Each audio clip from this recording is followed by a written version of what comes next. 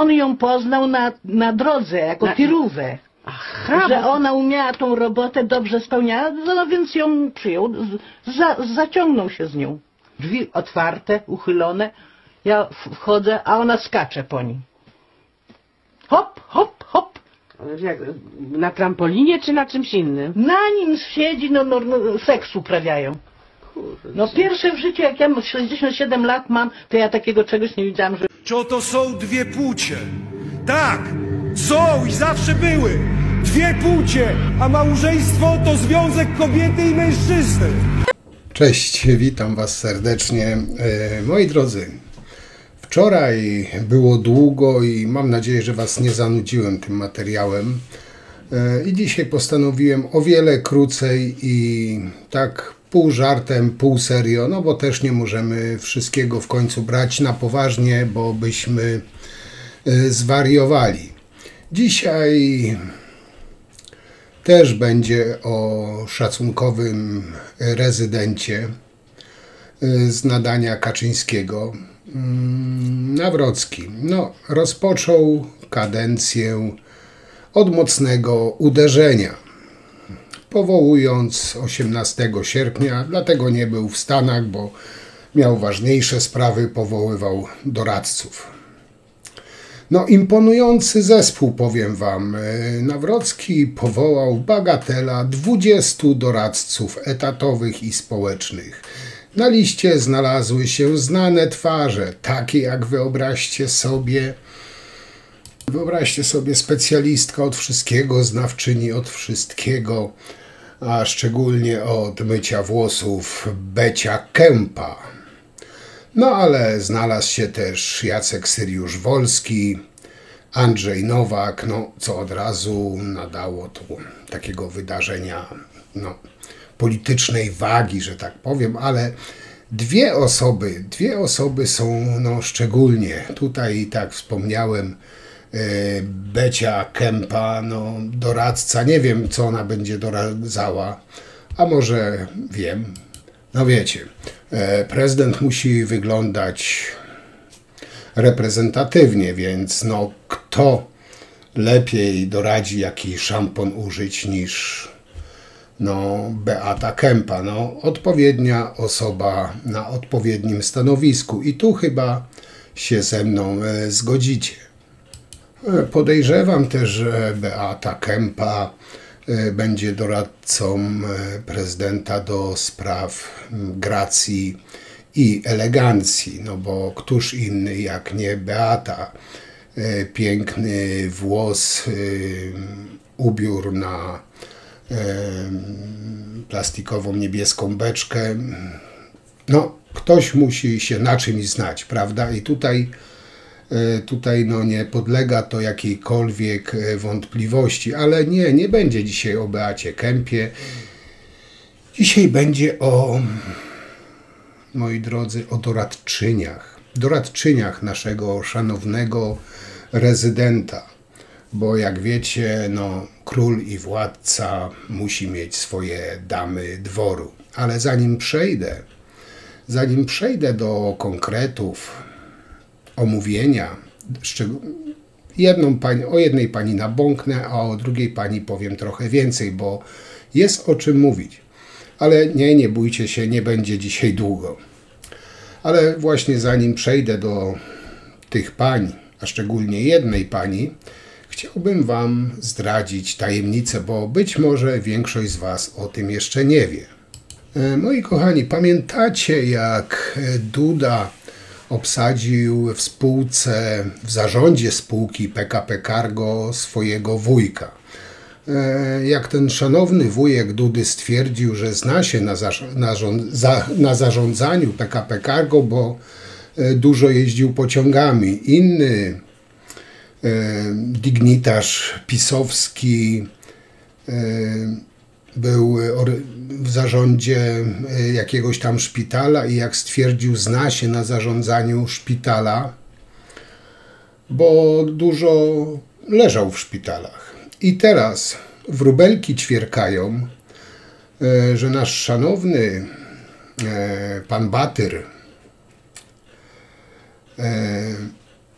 pan pan Batyr nie wykluczył na razie, czyli już zdecydował, że jego szanowny wujek miałby objąć stanowisko ambasadora Rzeczypospolitej w USA. Podejrzewam, że szanowny wujek Batyra był z 2-3 razy w Stanach i wie, jak zarządzać ambasadą. Także po ciotki ciąg dalszy. No ale tak jak wspomniałem, Nawrocki powołał w poniedziałek ponad 20 swoich doradców etatowych i społecznych. No i tak jak tu już wspominałem, wśród nich wiceszef MSWiA Błażej Poboży, czy posłanka Becia Kępa, ksywa Plecak. No i tam Jacek Syriusz-Wolski, no i te posłanki. Moi drodzy, posłanki to jest gwóźdź dzisiejszego programu.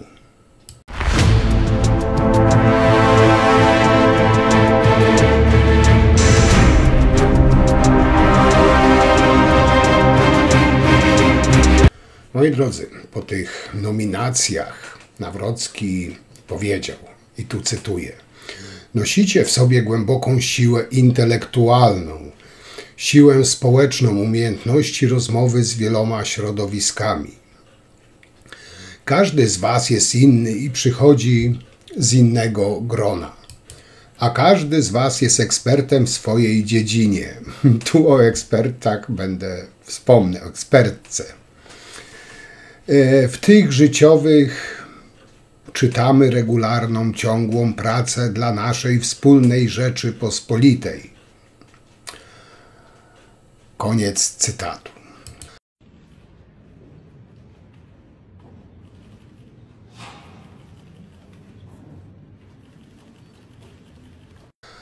Wśród nowych doradców są ludzie od przeszłości, ale także od przyszłości, jak to określił sam Batyr.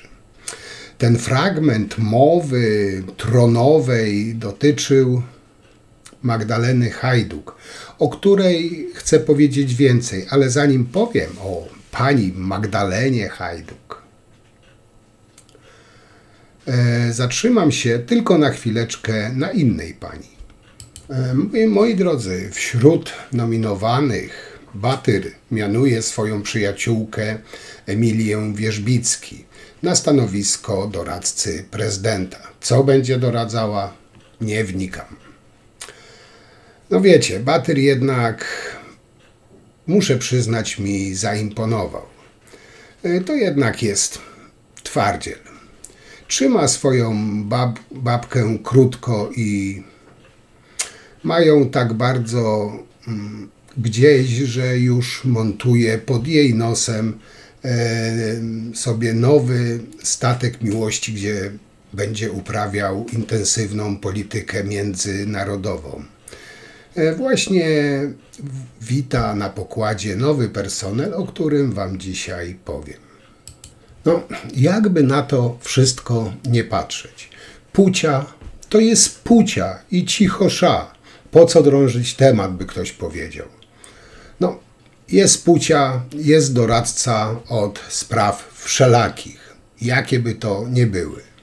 I przejdźmy do wspomnianej wcześniej Magdaleny Hajduk, poprzednio dyrektor Biura Nowych Technologii IPN, która również w KPRP będzie, w Kancelarii Prezydenta, będzie odpowiadać za kwestie nowych technologii. Ciekawe, cóż to będą za technologie czy techniki? Technologie. To ta sama atrakcyjna brunetka, z którą Nawrocki odbywał swoje niezliczone podróże zagraniczne w celu prowadzenia, jak doskonale wiecie, dynamicznej polityki międzynarodowej.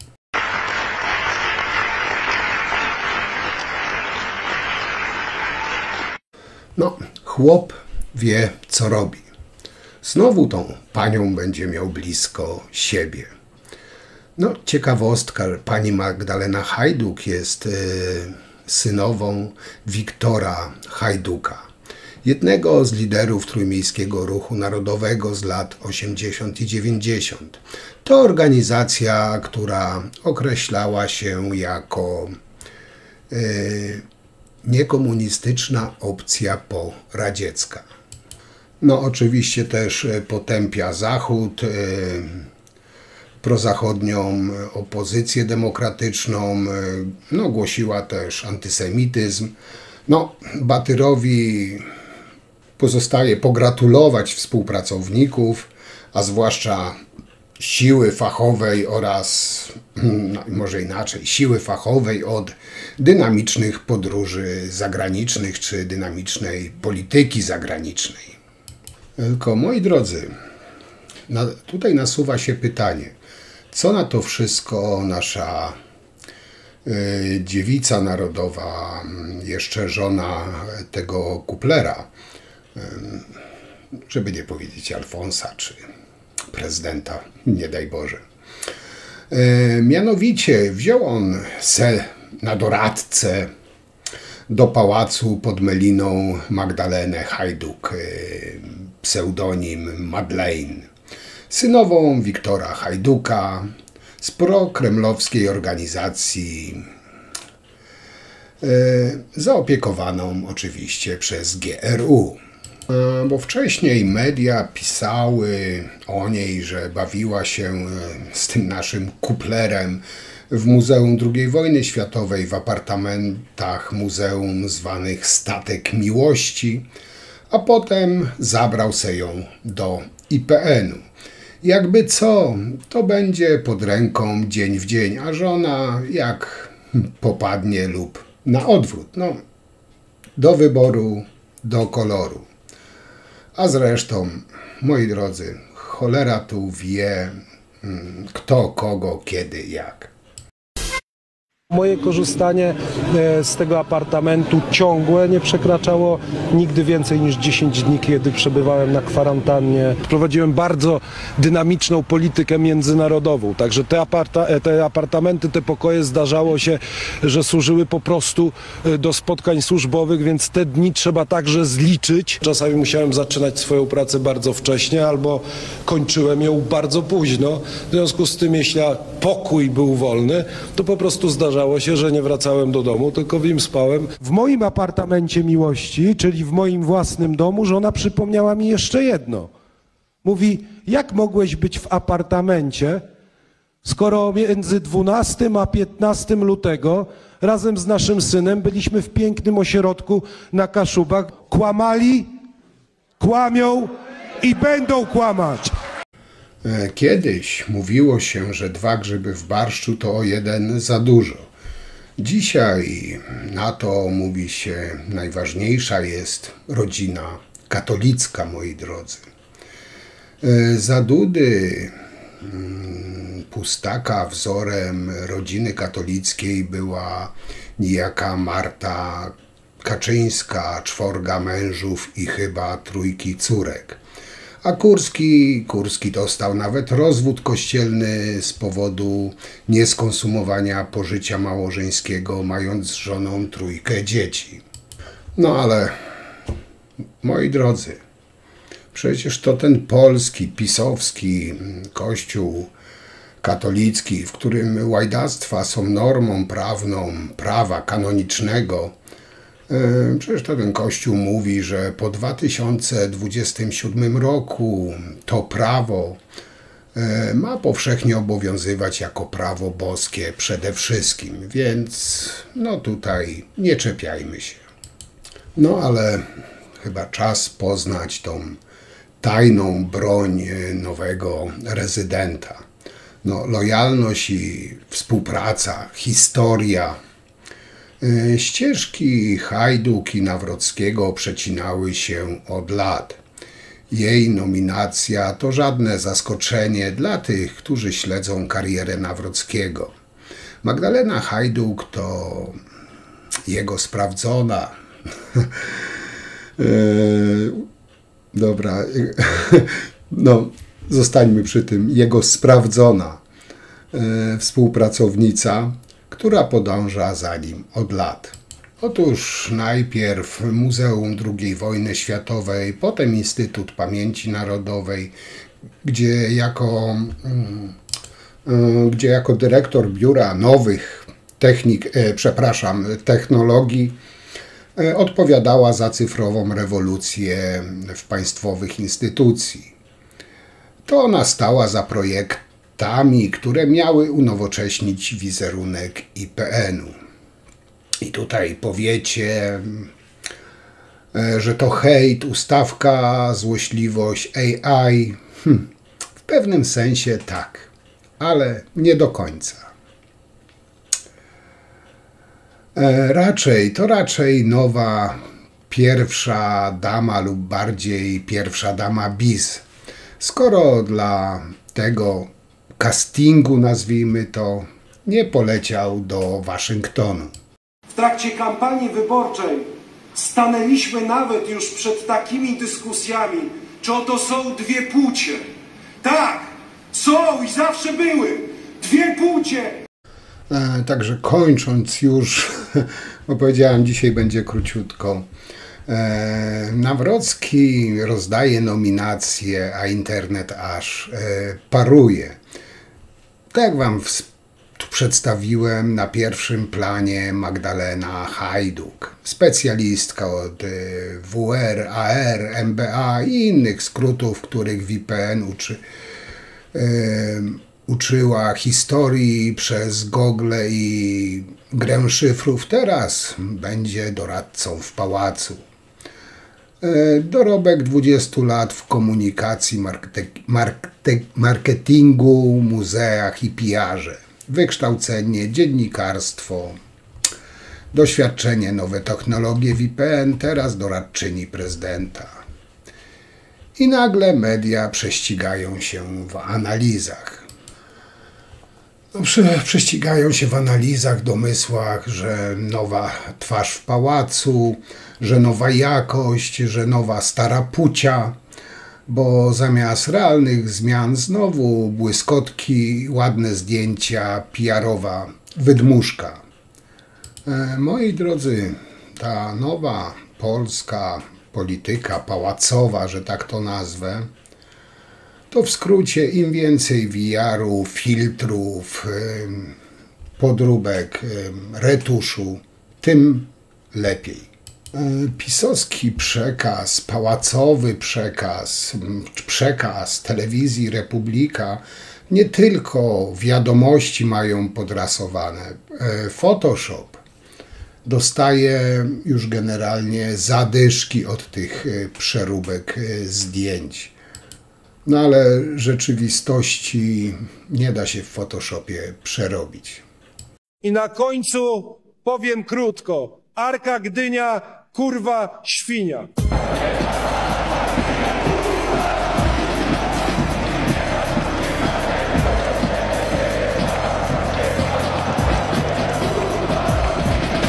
Powiem wam tak, my jako obywatele tego kraju będziemy mieli kolejny powód do wstydu, choć z drugiej strony powody do wstydu powinni mieć ci, którzy wybrali tego człowieka na prezydenta, rzekomego prezydenta, szacunkowego prezydenta. My, którzy na niego nie głosowaliśmy, tak naprawdę nie mamy powodu do wstydu, choć on powody do wstydu przynosi swoim zachowaniem. To dopiero nawet nie jest miesiąc jego tej marnej prezydentury, a już tyle narobił gnoju. Zobaczymy, co będzie dalej. Tak jak mówiłem, dzisiejszy materiał taki pół żartem, pół serio, bo nie możemy wszystkiego wiecznie brać na poważnie, bo byśmy zwariowali, albo byście skończyli tak jak ja, osiwieli. Także dzisiaj tak z przymrużeniem oka, jutro raczej będzie na poważnie, bo temat, wydaje mi się, jest dość poważny, choć z drugiej strony żenujący, ale nie ma co się dziwić, jak coś pisowiec wymyśli, to musi być żenujące. Także na dzisiaj Wam już bardzo dziękuję. Jak zawsze zachęcam do komentowania, oceniania i co, widzimy się przy następnym materiale. Trzymajcie się, moi drodzy, cześć.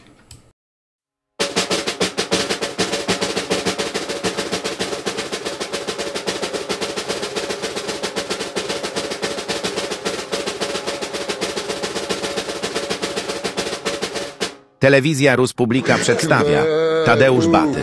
Historia prawdziwa. Gdzie się podziały te PGR-y? To nieznany policji film, na którym po raz pierwszy pojawia się Tadeusz Batyr. Naszym gościem jest Tadeusz Batyr. Niestety nie możemy ujawnić twarzy naszego rozmówcy. Batyr to mroczna postać podejrzewana przez policję o liczne kradzieże tożsamości. W przeszłości był blisko związany z kandydatem na prezydenta RP popieranym przez PiS. W swojej książce powołuje się pan na prace badawcze historyka doktora Karola Nawrockiego. Tak, to właściwie historyk, który zainspirował mnie do mojej pracy. Gdzie się podziały te PGR-y? Tłuszczutkie świnie, judne ogiery.